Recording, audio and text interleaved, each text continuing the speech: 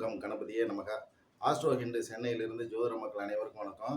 இந்த வீடியோவில் நம்ம இந்த வருடம், அதாவது 2025ஆம் வருடம் சனி பயிற்சி பலன்களை தான் பார்க்க போகிறோம். அதன்படி பார்க்கும்போது இந்த மேசராசி நேயர்களுக்கான பலன்களை தான் பார்க்க போகிறோம்.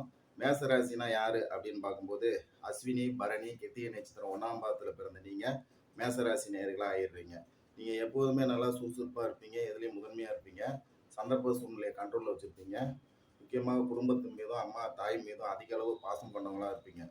அப்படியேப்பட்ட உங்களுக்கு கடந்த காலகட்டம் பார்த்தீங்கன்னாக்கா உங்கள் மேசராசி நேயர்களுக்கு 11ஆம் இடத்துல இருந்த சனி பகவான் இந்த வருடம், அதாவது பார்த்தீங்கன்னாக்கா ஸ்ரீ குரோதி வருடம் பங்குனி மாதம் 15ஆம் நாள் 29/3/2025 சனிக்கிழமை இரவு 9:44 PM கும்பராசியிலிருந்து மீன ராசியில் உள்ள முதல் நட்சத்திர பாதமான புரட்டாதி நட்சத்திரம் 4ஆம் பாதத்துக்கு பிரவேசிக்கிறார்.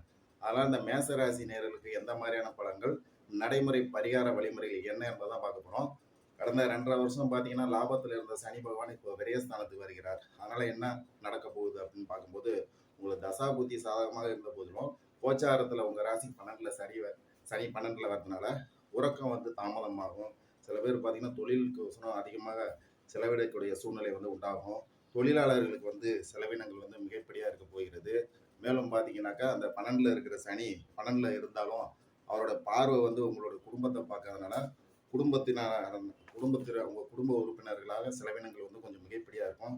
சில பேருக்கு பார்த்தீங்கன்னாக்கா 6ஆம் இடத்தையும் சனி பார்க்கறதுனால வேலை வாய்ப்பு வசமாகவும், மேலும் கடன் நோய் வட்டி கட்டக்கூடிய சூழ்நிலை காரணமாகவும் உங்களுக்கு செலவினங்கள் மிகப்படியாக இருக்கும்.